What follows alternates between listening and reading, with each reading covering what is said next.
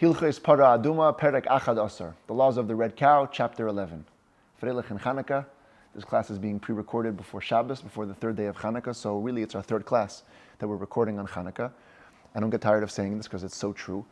In the Al HaNisim prayer that we say every day, 3 times a day, and every time that we do a meal, we say Lahashkicham Teirasecha. One of the decrees, one of the things that the Greeks wanted to achieve was to make us forget the Torah, and specifically Teirasecha, that it's your Torah, that it's God's Torah. They were fine with the academic, intellectual part of Torah. They didn't like the divine and the godly part of it.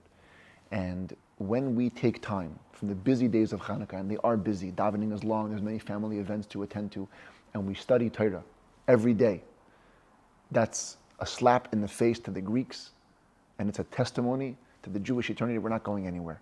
You tried to make us forget the Torah. Not only do we not forget, we're learning Torah specifically on Chanukah in extra measure. So, just a privilege to be part of those that get to teach Torah and bring Torah to other people on Chanukah as well. We're in the Rambam. We're in a chapter that I think we've been building up to for the last week and a half. One could say the whole point of the laws of Parah Adumah is to get to this, because everything till now has been preparation. How to prepare the cow, how to prepare the ash, how to prepare the water. Now we're actually going to learn, what do you actually do?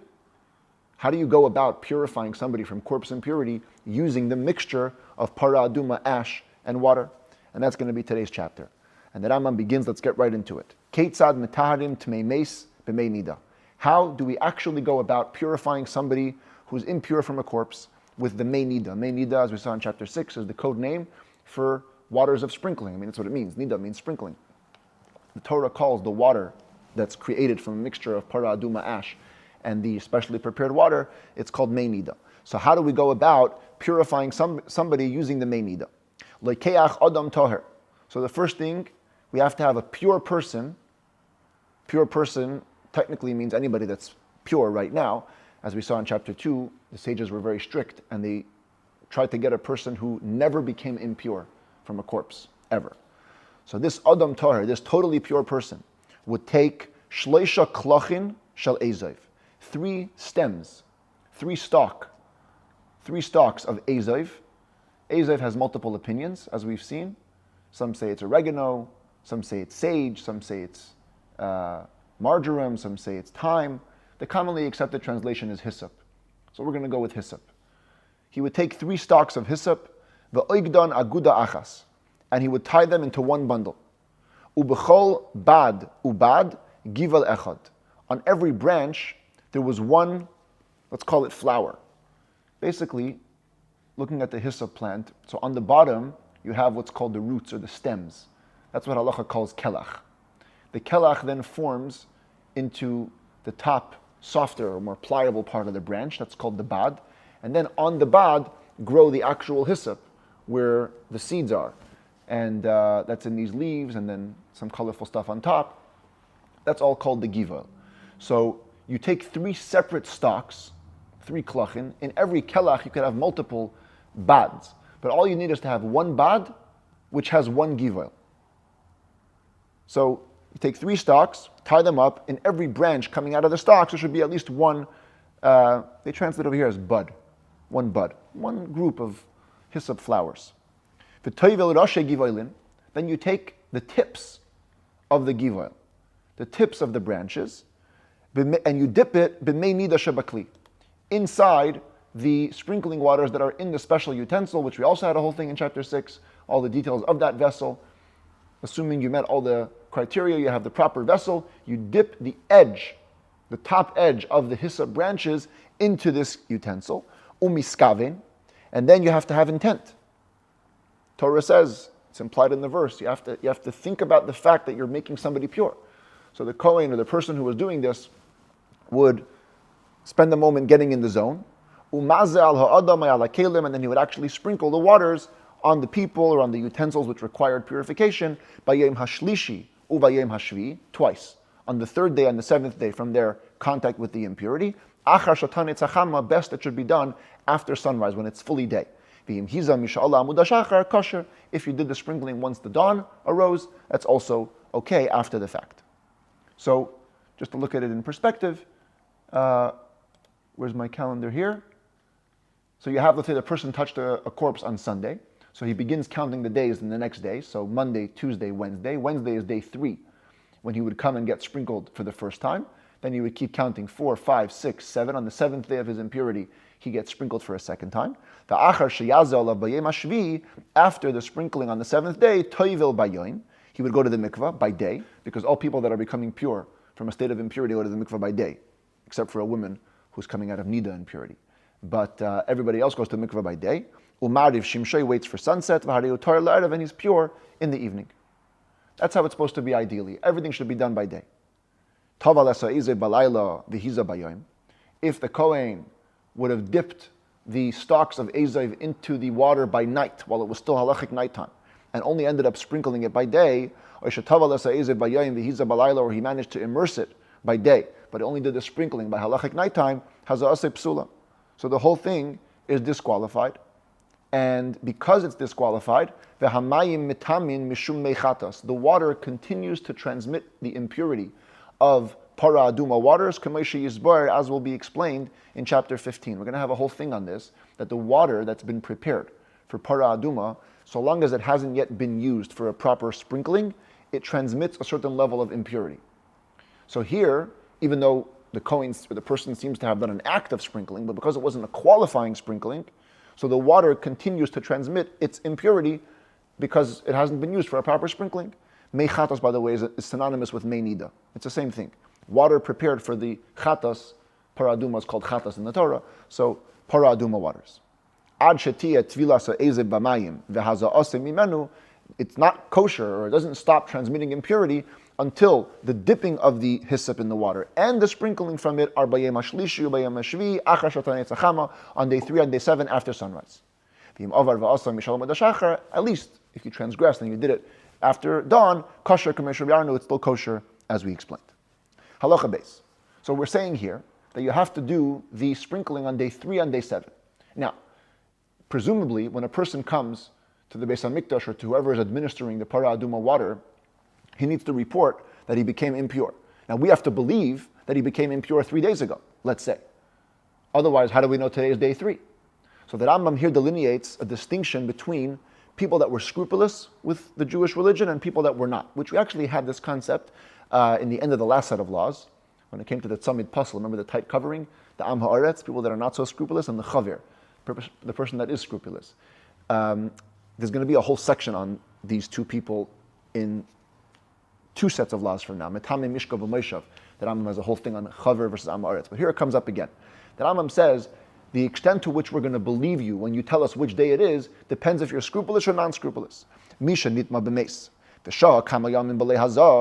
If somebody became impure to a dead body, and he waits multiple days without having been sprinkled, when he comes to us, and he tells us he wants to get sprinkled, he has to count as we watch 3 days.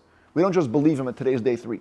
He has to count. And only then we'll sprinkle on the 3rd day that we're observing the count. And the 7th day, go to the mikveh by 7th day and wait for sunset. When do we say that? That we have to not trust him and count the 3 days in our presence. If it's an unscrupulous Jew who's coming to get sprinkled, even if he says today is my 3rd day, is not believed. Maybe since he's not scrupulous, how does he know? Maybe he became impure today again. Therefore, he must count it in front of us. And we have to wait till he finishes counting those 3 days, then we sprinkle on it. But if it's a chaver meaning a scrupulous Jew, that comes to get sprinkled, we trust him. Today is day 3, you know the laws. So if you say today is day 3, we're going to trust you, we're going to sprinkle on you or on your utensils right away. Let's say a person only had the Parah Adumah water sprinkled on him on day 3, and he missed day 7. He didn't have a chance to do it on day 7, and now he's waited a couple of days, and he wants to finish the purification process. So we're going to allow him to. Somebody got the Parah Adumah water sprinkled on him on the 3rd day, but not on the 7th day. He missed the 7th day. And he's waiting a couple of days, and he wants to finish the purification process.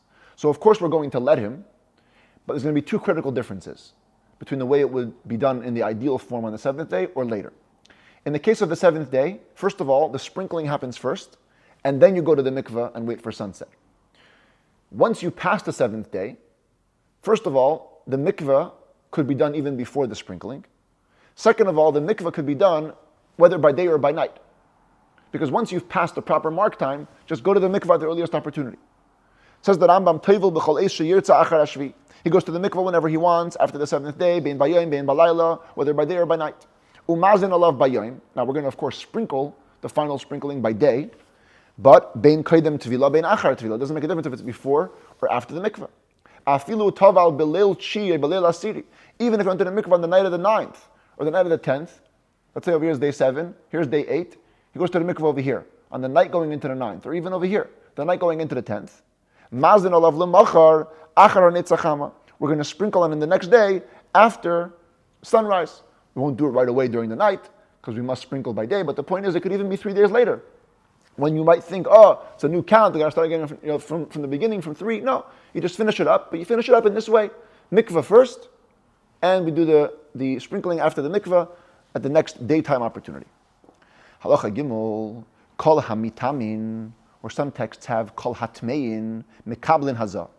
Anybody who is impure can still have sprinkling done to them. Meaning, if a person is impure from a different source of impurity, Parah Adumah waters are only meant for corpse impurity. But let's say somebody is impure from a different source of impurity, a bodily impurity, and he's also impure from a corpse impurity. Does the sprinkling work to take care of the corpse impurity? Says that Rambam, yes, it does. What does this mean? Ketzat? Zavim v'zavais nidos v'yoldes. Let's say we have a zav. It's a man with an abnormal discharge. Or a zava, a woman with an abnormal blood discharge. Nida is a regular period. Yoldes is a woman who gave birth. Also has a period of impurity. Shanitmu b'meis. Any of these 4 types of people, in addition to what they have, their own impurity, they became impure to a corpse. Mazin alein b'shlishi yushvi. We count day 3 and day 7 and we sprinkle on them. Barehim toheidim itumas meis. And they will become pure from the very severe corpse impurity. Afal pi shehin tmein tuma acheres. Even though they're still impure from a different impurity. And how do we know this is allowed? Shenemar, because it says in the pasuk, vehiza hatoher al hatamei. A pure person may sprinkle on the impure person. Bayem ashlishi, on the 3rd day. Why does Torah call him an impure person? Just say, let the pure person sprinkle on the person. Because it's alluding to a case like this, where even after you've been sprinkled on, you're still impure. From here you learn that the sprinkling helps him, even though he's actively impure. The Rabbi, in a different context, not over here, in the end of Maseches Yuma, in the Talmud, it says that it compares Hashem to a mikveh. Ma mikveh mitahir as hatmeim. Just like a mikveh purifies those who are impure, Afa Kadosh Baruch Hu mitahir as Yisrael. So too God purifies the Jewish people. And the Rebbe once asked a similar question. Why is there the word es hatmeim? Just say, Maham mikveh mitahir. Just like a mikveh purifies, so does God purify. Why does it say the mikveh purifies those who are impure? So the Rebbe said the same point over here. A person sometimes has different levels of impurity. And the mikveh will only purify him from one level of impurity, but he'll still be left with the other one. And mikveh still works for that. Mikveh mitahir es hatmeim. A mikveh will purify somebody who even remains impure after the mikveh. And that's how Hashem works too. A Jew has multiple problems. He says, you know what, either it's all or nothing. Either I fix it all or forget about it. No, Hashem is not like that. He's like a mikveh. You fix one thing, that's good. You fix that. You have other problems, deal with it later. Fix whatever problem you can fix right now. Same thing over here. You're staying tameh. Get rid of the higher tumah. Get rid of the corpse impurity. And it works. V'chein ha'orel mekabel hazah. And so too a Jew who is uncircumcised, who typically cannot partake in certain religious practices, the sprinkling of Parah Adumah waters works for him. Ketzad, what does this mean? Orel shanitma b'meis. You have a person who is uncircumcised, became impure from a corpse.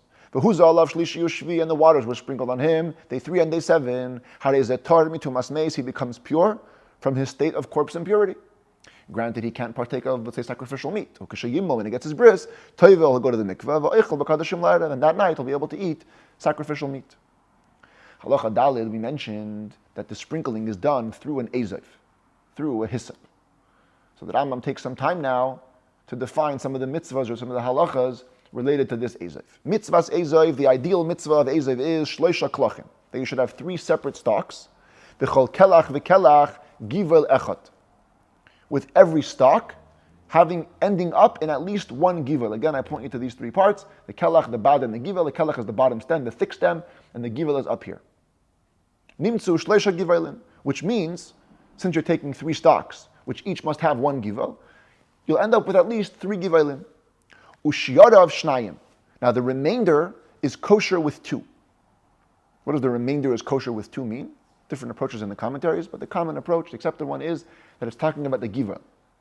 That as long as you have three klachim, as long as you have three stalks, even if one of the givels falls off, just the leaves fall off the branch, and you only have two givelin left, that's still okay. Oy, or even more so, im lakach shnayim batchila va'agdan. If you only took two givelin. In other words, when you took the three klachim, because three klachim you always have to have, but when you took the three stalks, one of them didn't even have a givel, and you tied together the two, kosher, that's still kosher. Let's say all the givelin began to disintegrate, and all the leaves fell off.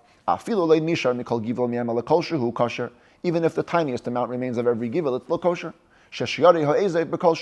Because, that's how my Rambam has it, sheshiyare. Some Rambams have ushiyare, but even there the Kesef Mishnah explains that the intent is with a shin. It's a reason.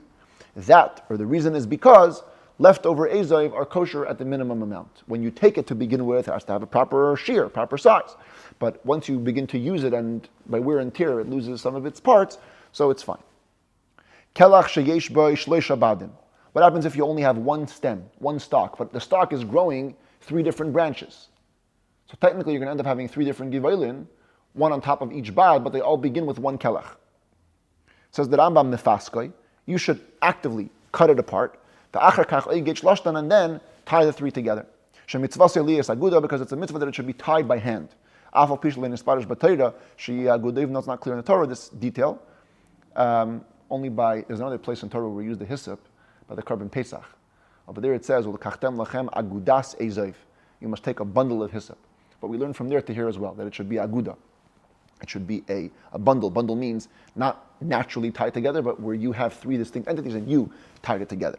So therefore, if you have only one stalk with three branches, split the branches so you make three, and then tie them together. Paskoi v'loy agdoi. If you cut it apart, but you didn't tie it together, or you had one coming out with three, but you just tied it together without cutting it apart. You didn't cut it, you didn't tie it, and you sprinkle with it kosher, you're still good. You're still kosher.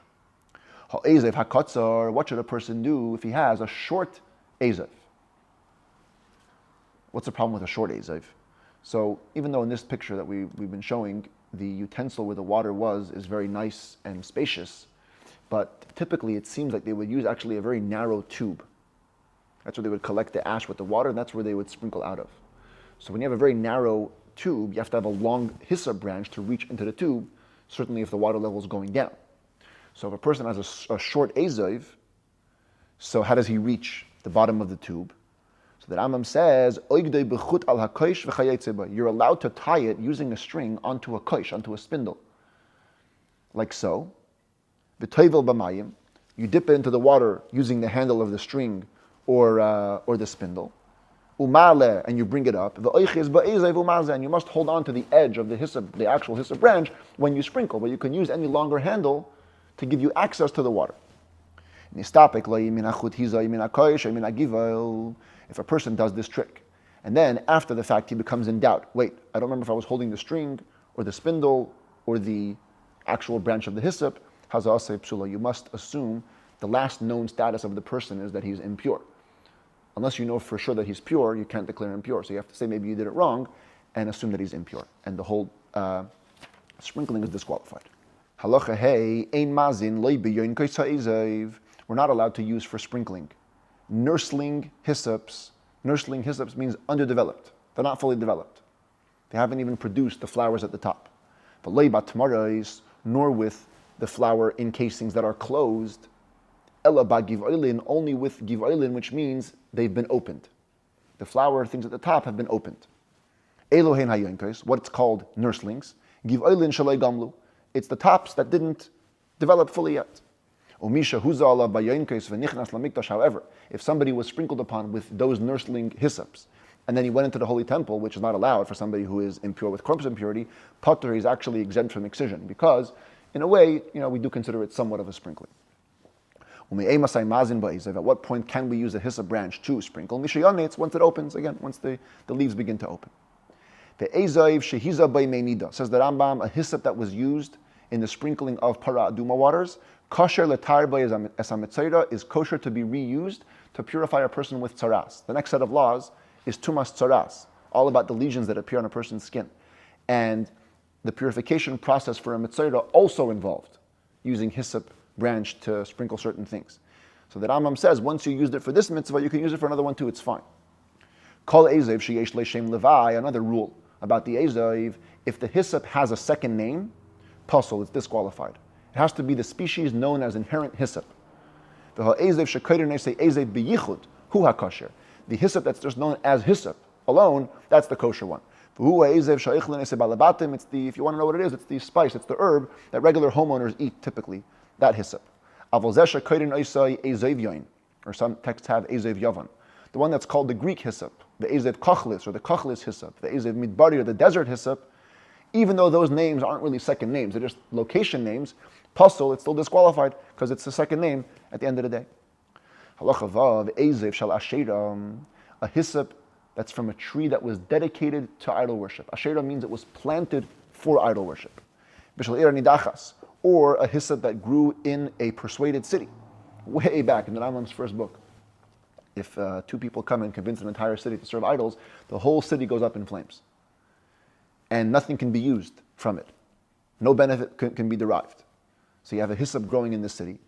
Bishal avodah zara, or an idol worship hyssop. This is different than ashera. This means it was not planted for idol worship, it was just used in idol worship service. It was planted in a kosher way. You took the hyssop and you used it for avodah zara. V'shel truma tmeya, and if it was from truma, the 2% that goes to the Kohen from every crop, but it became impure, psula, all of these things may not be used. What's the reason for this? So avodah zara, the reason is because you can't have any benefit from it. So no using it in any process whatsoever. And the truma, which is impure, if it's impure, it can't achieve purity. It itself is impure, so it will make everything impure, and the sprinkling won't work. Commentaries deal with the fact that typically food only can become impure at the size of a kabetza, an egg size, which would imply that this has to be an egg size. But the truth is, even if it's less than an egg size, as the Gemara says, the sages made an extra stringency that even if it's a case where it actually cannot become impure, but it shouldn't be involved in the sprinkling procedure. Shel truma tahira, if however it's regular truma, pure truma, lo yaza, ideally you shouldn't use it. The imhiza kosher, but if you did, it's kosher. Why ideally shouldn't you use it? So as we saw in the laws of trumas in the Rambam's 7th book, you're not supposed to destroy actively truma that could be consumed.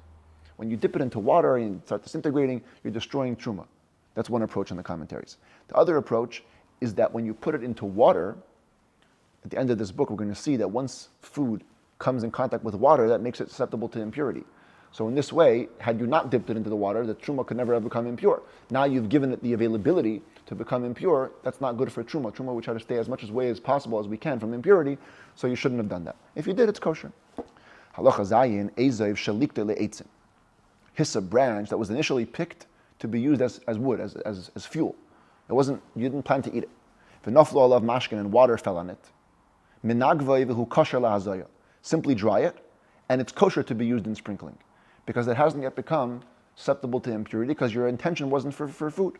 But if you picked it with the intent for food, and water touched it, even if you dried it, it's disqualified, because it becomes impure for sprinkling, as we're going to see in chapter 13. There's an extra level of stringent impurity that we apply to anything related to Parah Adumah, and once water touches it, the whole thing is considered to be impure, cannot be used for the sprinkling. Shekala mashkin, the kala eichlin, the kala kelim, because by default, all food, all drink, all utensils, they're considered to be at a certain level impure with regards to Parah Adumah, Kameshi Yisbar, as will be explained again in chapter 13. Likte lechatas, but if you picked it with the intent, the express intent to use it for Parah Adumah, so in terms of impurity, hareza kinilkat le'itzim, it's like you picked it for fuel, meaning it cannot become vulnerable to impurity. The imnafla of mashkin, and if liquid does touch it, menagva yumazaba, you simply dry it, and you're able to use it in the sprinkling of the Parah Adumah waters.